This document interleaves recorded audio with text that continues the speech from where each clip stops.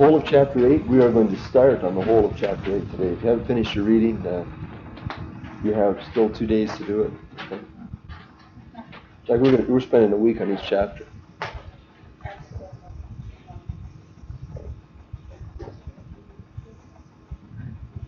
Well, it would be nice if you came to class prepared to discuss it. Okay. No, Wes told me it was a long chapter last night. And looking at my notes, I see that it was a long chapter too.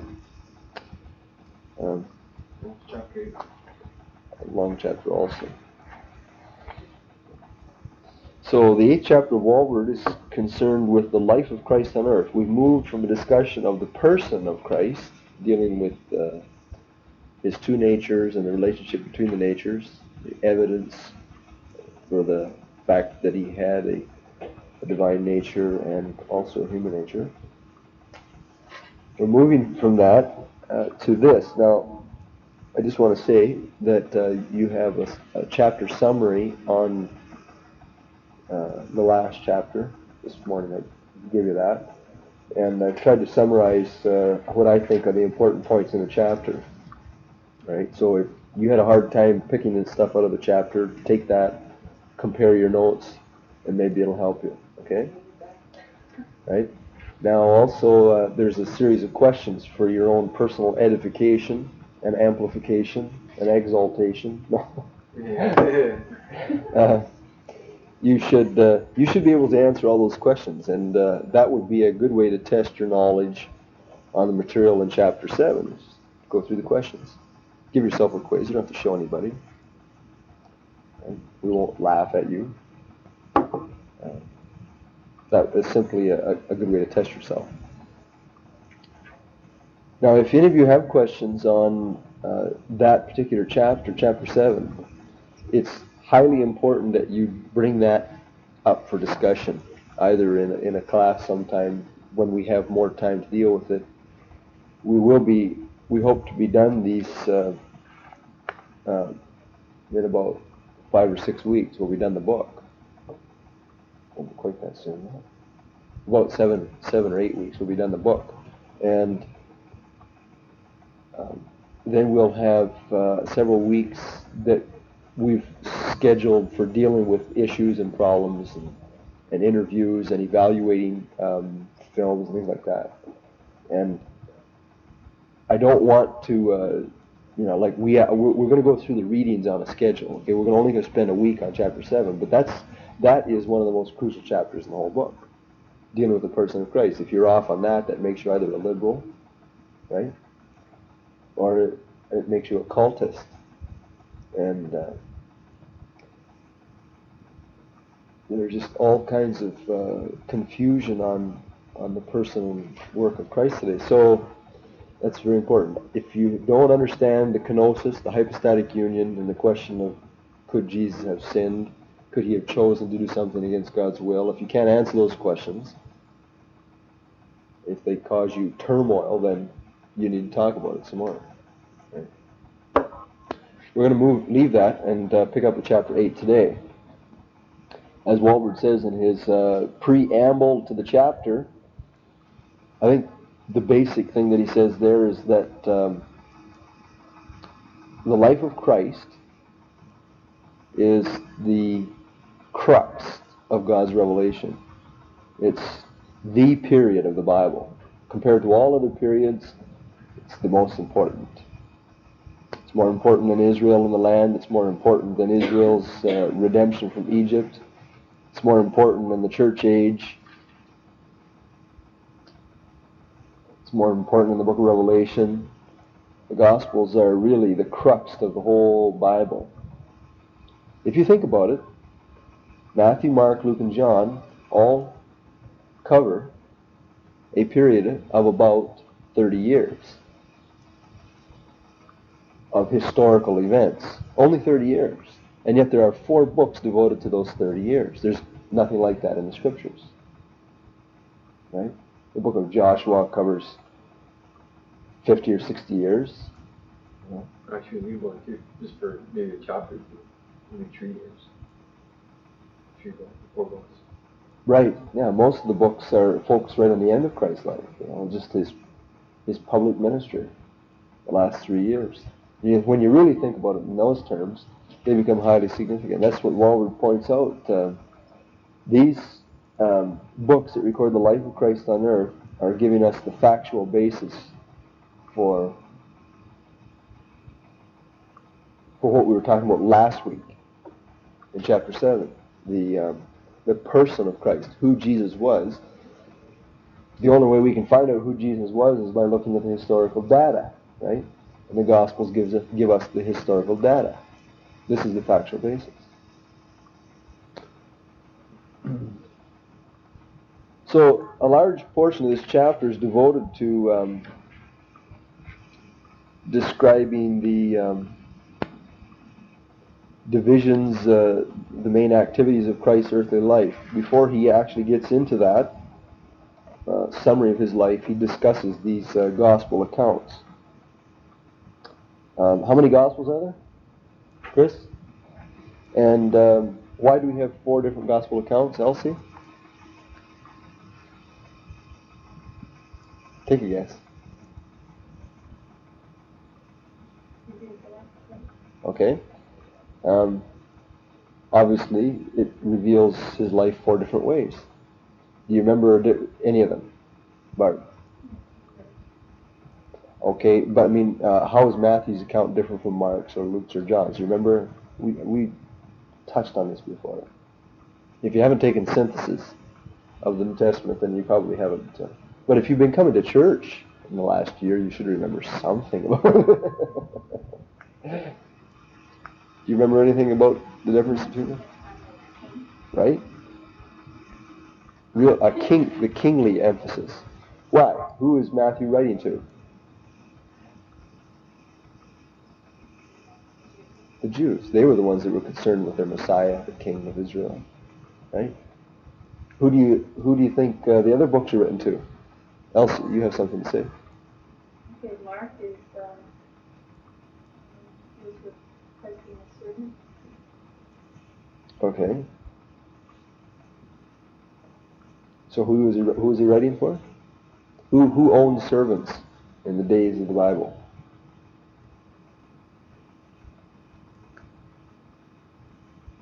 Romans. The fabric of society was more or less modeled after the Roman. Right? Romans lived everywhere in the world at that time because they governed it. And you have the equestrians you have the senators, and then the equestrians, and then the plebeians, and then the lowest strata were the slaves. Right? So slavery was just part and parcel of Roman civilization. So Romans could easily identify with the view of Christ as a servant. Okay? And who was Luke writing to? Remember? Gentiles. In particular? Greeks. Right. Yeah. The man who received the book was named Theophilus. It was a good Greek name. Right? Philos, the friend or lover, and Theos is God, right? Friend of God. That's what the man's name meant. And Luke himself, Lucas, he was a non-Jew. He was a Greek writer, a Greek recipient, and scholars tell us that the style of the New Testament Greek in the book of Luke is the most polished in the Bible. Like it's the best Greek that's in the Bible. Classical. It's just excellent. Just like if you were to compare Wes's writing, if Wes was to write a book and compare it to, say, Samuel Webster, or to compare it to Elsie, or every one of us has a different level or style or whatever. Some of us are more literate than others. Some people have a poor vocabulary, some people have a rich vocabulary, some people can write with a flourish, other people can hardly write a sentence with a subject, verb, and an object. Follow what I'm saying. And Luke was an excellent writer. Greek, had a great command of the Greek language. So everything about the book of Luke stresses Greeks. See? And of course, the Greeks idolized what?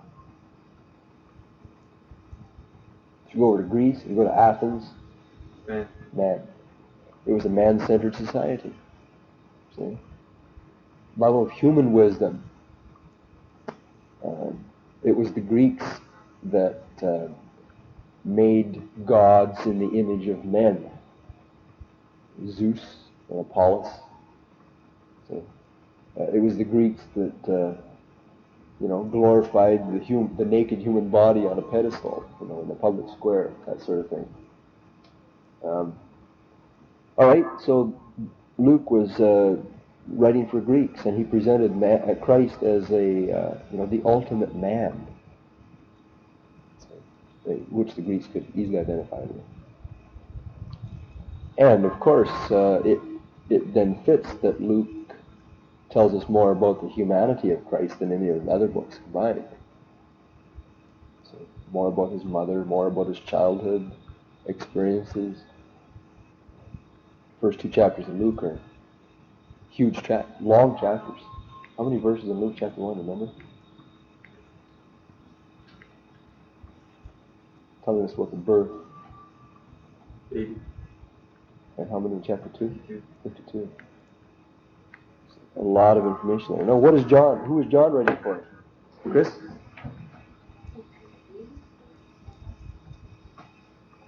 Okay. To believers. I think he was writing for, probably to convince believers, or to teach believers, but the purpose of the book was to inculcate belief in people. Did he limit his writing? Who does John write for? Thanks for all believers. Yeah. The Gentile world, anybody could read John's book and come to Christ. Anything that has a particularly Jewish flavor in the Gospel of John, he interprets.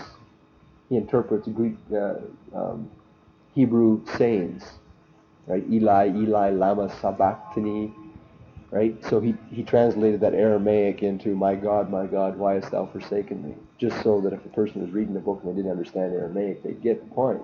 See? And he constantly did this. John uses Roman time instead of Jewish time. Right? A centurion gets saved. A Samaritan woman gets saved. A Jewish leader gets saved. All kinds of people are presented as being open and receptive to Christ in the book of John. See? So, when you're talking about the life of Christ on earth, the Gospels are the focus of our information. And they each one are written for a separate purpose. I was going to do something this morning. I decided against it for lack of time. I was going to come in and pick up the toilet paper and throw it at Wes and miss him purposely and make it hit the wall and make a big scene or something. And then I was going to ask you to write 3 sentences describing what I did, each of you. Now, if we were to do that, and that would be a good object lesson to teach kids about what the Bible is like. You could do something like that in the class. Just do something and make them all write a sentence about it, telling what they saw. And of course, none of them would make up information about it. They would write what they saw. But none of them would write exactly the same. They would all be writing from their unique perspectives. See? And so everything that they wrote would be complementary to one another. If you put all their writings together, you would come up with the whole picture, or pretty close to it, see? But none of them would be identical. Some of them would be more interested in toilet paper.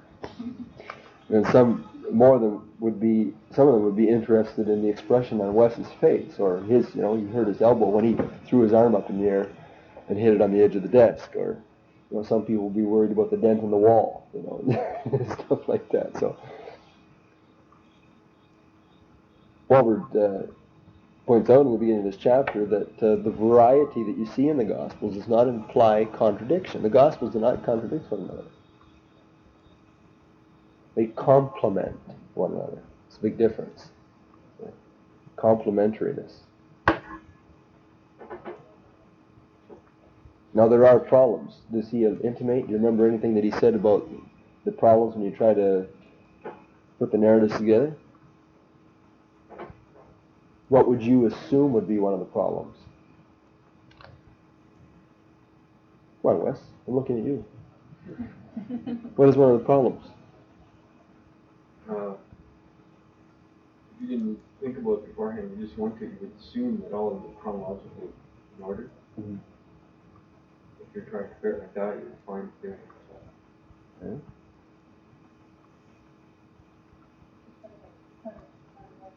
Oh, don't use big words. What? That if they went from one event to another in order. Okay.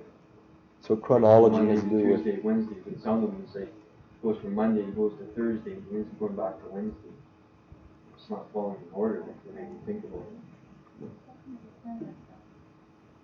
Prove a point. Well, like, I think John's pretty well aware. Matthew's still It is? You get a certain point, maybe it's easier for the mind to understand, right, to progress. But maybe the Lord didn't do that. He did as the situations arose. Presenting himself as king or the things. So chronology of events, that is, which event happened first, and when did it happen, and how long did it take? Like, how long was Christ's public ministry? How old was he when he died? There's still an issue on that. You know, some people think he was 30. Some people think he was 33.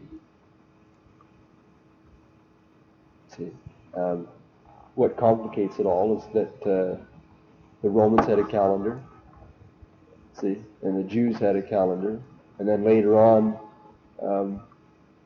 in the medieval ages, some Roman Catholic monk made up a new calendar, you know, and so that you have different dating schemes into which to fit into these. Okay, what complicates it further is that there are whole sections of Christ's life and ministry that are absent in some of the books. Some of the books don't even tell us anything about large portions of Christ's life. See, and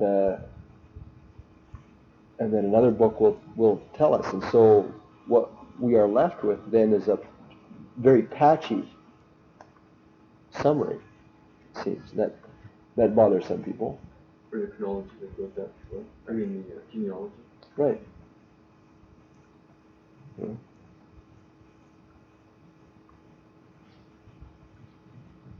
Or what is a problem for some people is looking at the similar accounts of similar, for instance, the feeding of the 5,000, right?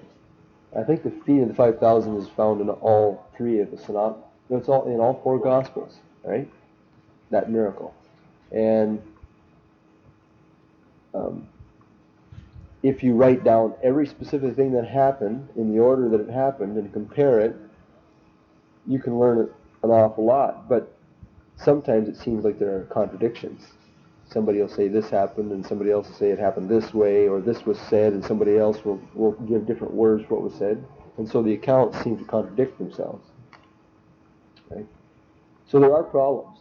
And not that it should throw your faith, because the assumption that every Bible-believing Christian should work on, and Walbert mentions this in the introduction, Bible-believing Christians have to work on the assumption that the Bible is true because of the first premise that God gave us this word, right? It's His word, right? So God isn't going to tell us one thing in one place and a different thing in another place. If He's going to give us a message, it's going to be true. It won't be contradictory.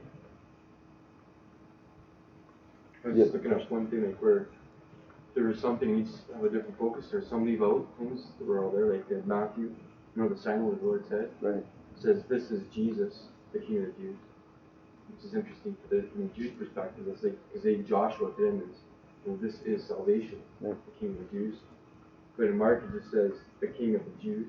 That's how he records it. Doesn't matter his name because a servant doesn't have a name. In Luke it's this is the King of the Jews. So that this is put in. And then the last one in John tells where he's come from. It says Jesus of Nazareth. Jesus of Nazareth, the King of the Jews. And so if you put it all together, what it probably says, this is Jesus of Nazareth, the King of the Jews. Right. We can just look at a different area, not go to the basic one. Right. So somebody that doesn't believe that the Bible is actually giving us 100% accurate information, a liberal, would say, well, there's a contradiction. These four guys are telling us what the sign said, and none of them agree, so obviously we have a contradiction. Well, a conservative scholar, working on a different assumption, believing that the Bible doesn't contradict itself, will say, no, those are complementary accounts. Each one was, in essence, paraphrasing what the sign said, for his own purposes. And if you put them all together, you do get the overall picture, right? So there's the answer. It's not a contradiction, it's complementary. Now we can keep going on and on. If you want to read, if any of you have it here, but if any of you have J. Sidlow Baxter's 3-volume commentary or one big book called Explore the Book, if you have that at home, you should read what Baxter says in his first lesson on the New Testament, because he talks about the difference between the gospel accounts. Very well put. Let's move on to the divisions of the activities in Christ's earthly life. If you were to put it on a timeline, you could divide the timeline into 9 different sections. First, the birth.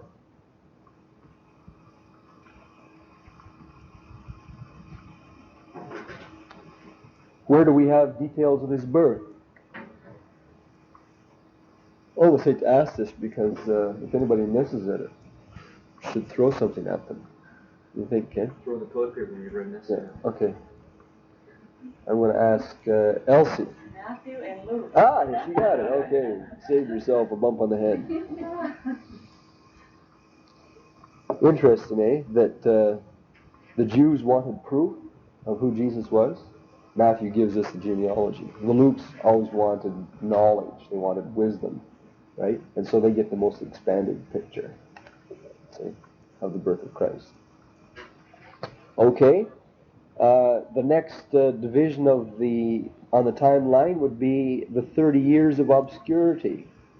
Now think of it. If Christ lived for only about 30 years or 33 years, then the large majority of his life was spent in obscurity. You know what obscurity means?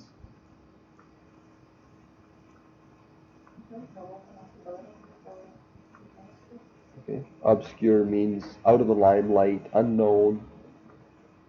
Okay. Not recorded or whatever. Just very few details. Where do we find the only information in the Bible on the 30 years or 27, whichever view you take, of the bulk of Christ's life, all of his growing up years? And, right, the 2nd chapter of Matthew and Luke. What are the only details of Christ's life during this period that we know? Number 1, what are the details? What are the specifics of Christ's life that we're told? We're only told 2 or 3. Okay, he grew. Right? Next.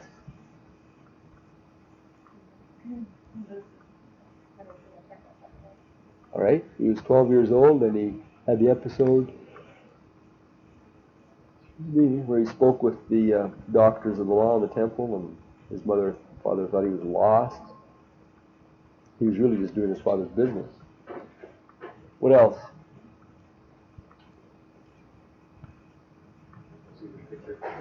Pardon? It's going to do a picture. Show this one. What else? Just a minute. We're going to close the tape here for a minute. There's a kid in Sunday school that did that. That's where you took the story when you talked about Pontius Pilate and their flight into Egypt. That's what you thought it was literal, right? Pontius the Pilate. Ken, that was a real groaner. I'll let Wes explain what happened at the end of the tape. Very bad one. Okay. So that's the third one. The flight into Egypt? That was actually the first one. That's after it's part No. of his life. Huh? No, happened first. That's after 2 years. Well, let's settle this. Luke chapter 2. What happened first, Ken? Did Jesus grow in wisdom and stature before he fled to Egypt or after? Well, that's continuous.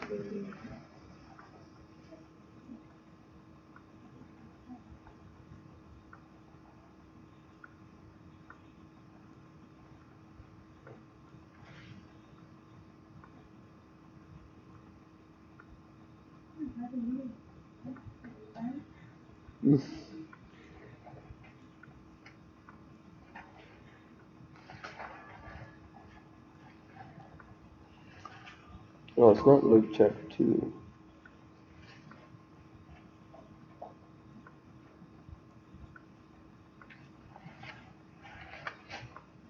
Matthew 2. Does it say? What does it say? And being warned of God in a dream that they should not return to Herod. Oh, that's good. 13. The angel of the Lord appeared to Joseph in a dream, saying, Arise, take the young child and his mother and flee into Egypt. Be thou there until I bring thee word. Herod will seek the young child to destroy him. And 14. To bring him there, and then when they bring him back. After when Herod dies, a couple years later, and goes. And then what does it say? Does it say at the end of the chapter? Death of Herod, Christ brought from Nazareth. You all can see in that those like the spoken of prophecy shall be called Nazarene. At the end of chapter 2. That's the end of chapter. What about the end of chapter 3?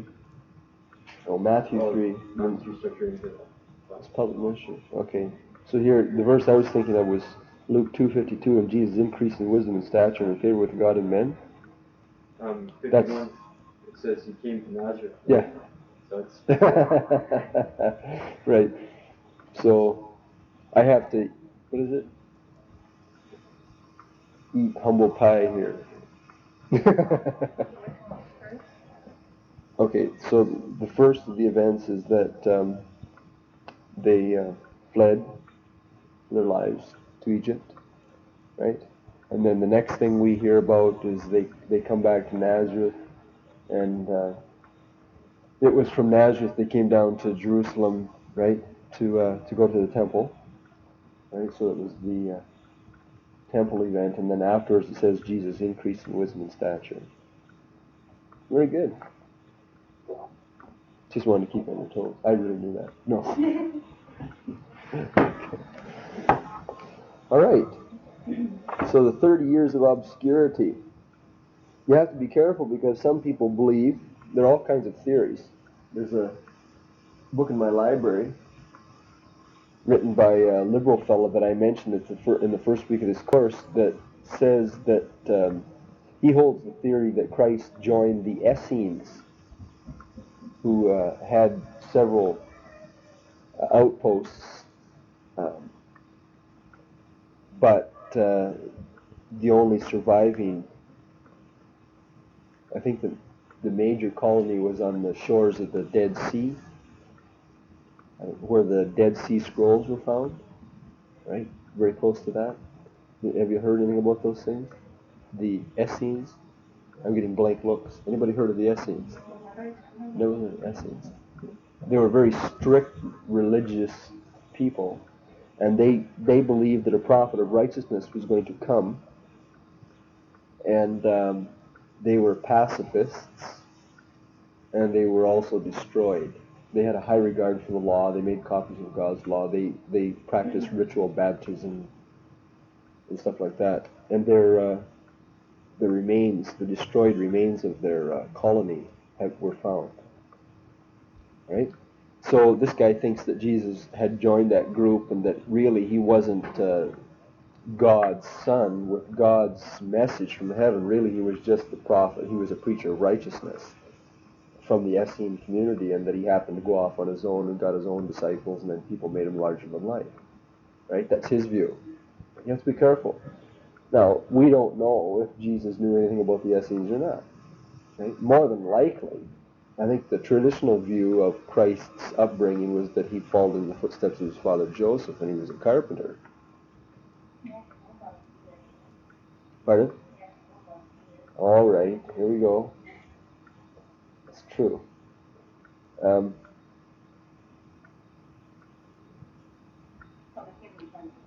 Right. We know that Jesus didn't have a formal education because that was a charge that was thrown up against him by people that would have known. So he stayed in obscurity. All right, the next point in the timeline is the opening of Christ's public ministry. Where did this take place? Where? Pardon? Capernaum. However you pronounce it. Capernaum. Okay, it depends if you're Hebrew or English. Yeah, in English we usually say Capernaum, right? But you are more Hebrew than English. Capernaum is Capernaum. All right, now, no, that's not right. It didn't begin. After all that, it didn't start at Capernaum. Where did his public ministry start? Right, beyond the Fabra in the Jordan, where John was baptizing. John chapter 1 tells us that. And John says in John chapter 1 verse, it's about 30, he says, "For this reason I came I," right, to manifest the Son of God to Israel. So John clearly knew that his purpose, his role in life, was to introduce the Messiah.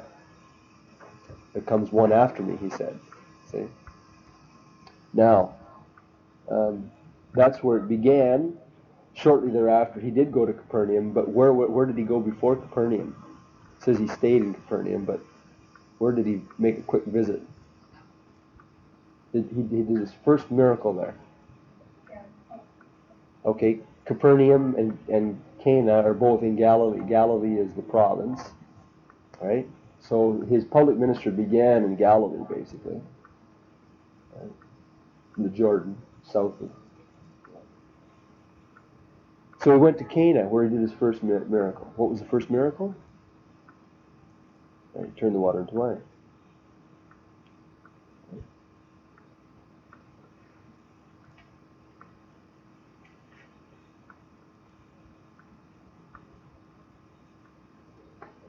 And right after he was baptized, boy, I got this kind of screwed around, didn't I? First he was baptized, and then right after he was baptized, Matthew tells us what happened. He was tempted in the wilderness 40 days, 40 nights, right? So then he came back and did his first miracle, right? So the opening of his ministry began at the Jordan, went into the wilderness, and then he ended up in Galilee, where he did his first miracles. And he got his first disciples up there. Remember? Jesus had disciples even when he went to Cana. He had been on the shores of Galilee. Where's the map?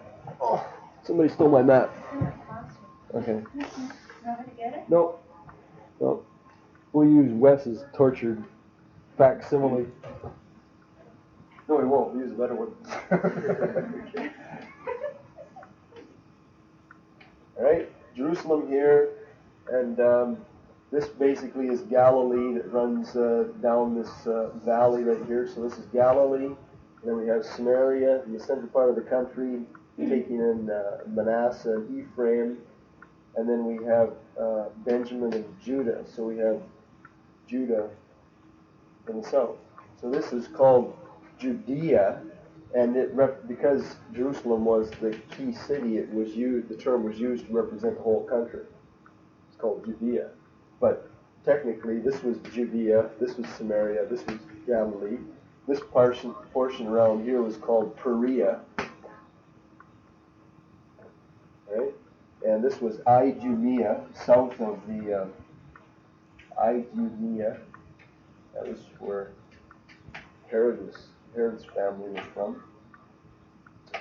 Right? So Jesus got baptized up here, and then he went into the wilderness, and then on his way back from the wilderness, it says he came by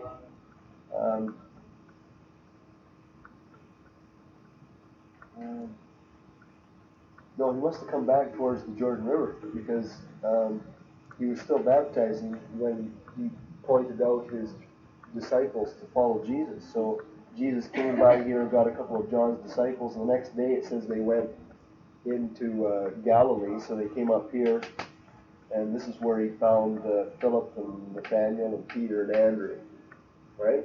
So he had these disciples, and then he came over here to Cana, and then he came back down to Capernaum. So his opening of his ministry was in the Galilee region. Okay, his early ministry. Now Christ's public ministry, the last 3 years of his life, is divided by location, right? Do you remember from your reading where his first, where he spent the first part of his public ministry? After he did his first miracle, where did he go?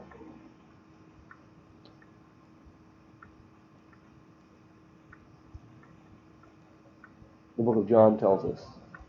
John chapter 1, he's in Galilee with those disciples. John chapter 2, immediately we see him he's in Cana, he does his first miracle. Immediately at the end of chapter 2, where do we see him next? Jerusalem, right? So he's in Jerusalem. That means he's in Judea, right? So the first major division of Christ's public ministry takes place in Judea, right? This is John chapters 2 through 4. Now think your way through the book of John, right? What does he do in John chapter 2? What stands out at the end of chapter 2? The end of chapter 2? Yeah. He tells gives the Jews a sign. Got a sign. Now what was the event? What was the event? He goes through the Templar castle, Right. people and all the money changers. Right? So he makes a great big scene in the temple. Bang, right off. The zeal of the Lord of hosts has performed this. The very first thing is he headed down to the temple and cleansed the temple. All right?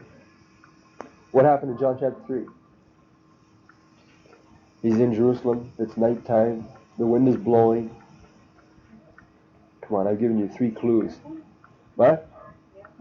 No. After that, Nicodemus, spiritual words. He had his discussion with Nicodemus at nighttime, and the wind was blowing in Jerusalem. Right? The end of chapter 3, what's happening? Jesus isn't actually doing this. But the discussion takes place between 2 groups of people. That's John 4. Not quite there yet. On the way. Before Jesus actually went up here to Samaria, to Sychar, there was a discussion between his disciples. His disciples were baptizing in the Jordan. And John the Baptist's disciples were baptizing. See? And so it looked like we have the beginning of 2 sects here, rivaling one another. Right? The Baptists versus the Methodists. Okay. Or the Brethren versus the Baptists. Right?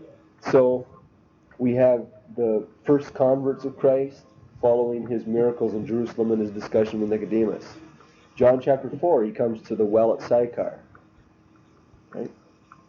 And he leads this woman to the knowledge of the truth, and she goes back into the city, and he says he stayed there 2 days in Sychar. Where did he go? Immediately after he left that town. John chapter 4, it says he went to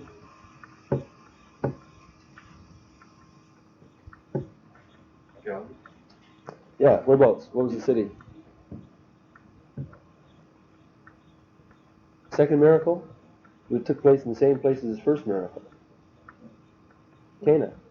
What did he do there? Second miracle in the book of John? And the fourth, End of chapter 4. He healed an old man's son. Remember, the guy came from Capernaum, right, to Cana. And Jesus, John chapter 4. the end of John chapter 4. Now we've just, that's the first event of his Galilean ministry. All right, so the first part of Jesus' ministry is called his Judean ministry. He cleanses the temple, makes disciples. It talks to the woman at Sychar.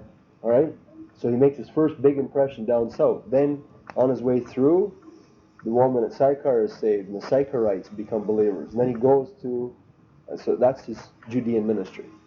Okay, so then his Galilean ministry.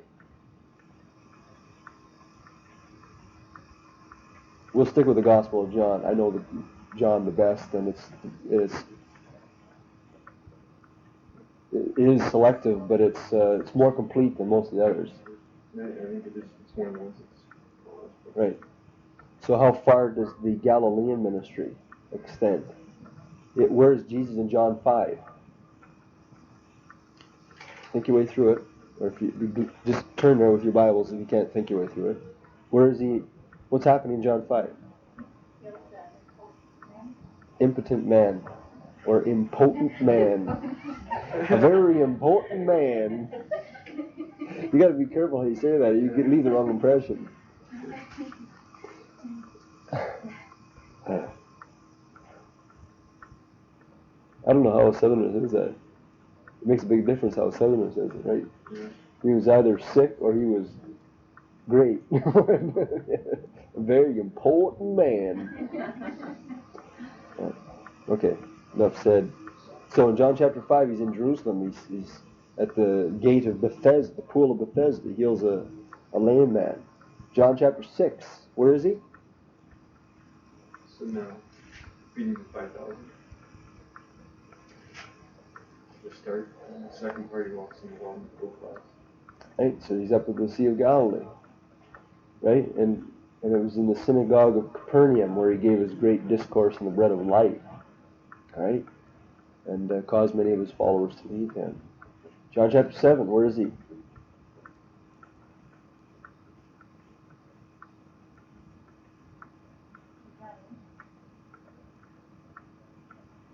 Okay, John chapter 7, he's at home in Galilee. And where do his brothers go? Verse 5, 6, 7, 8. Go around Jerusalem. Right, for a feast. Right? Does Jesus stay in Galilee? Right. He ends up in Jerusalem, verses 47, 48. He gives his great discourse on the Holy Spirit, living water. Right? What happens at the beginning of chapter 8?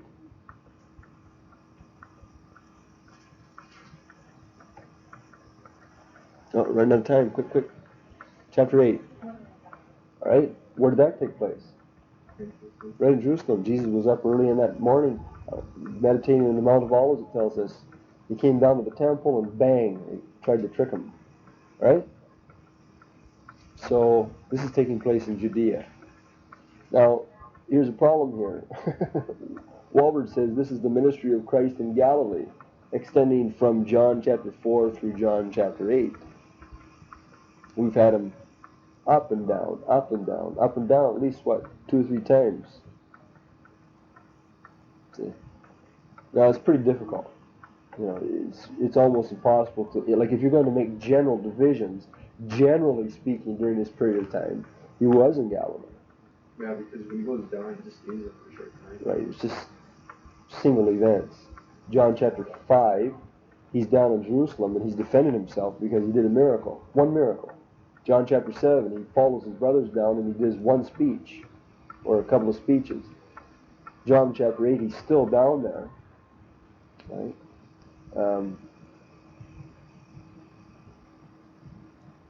But it probably took place at the same time. Remember our study, John chapter 7 and 8, the things he says in chapter 8 took place very shortly after his healing the impotent man, because he refers to it in chapter 8. I've done one miracle and you know, have I done one miracle in your midst and you people are still trying to kill me for that? He asks. So Jesus was in Jerusalem in John 5, John 7, John 8.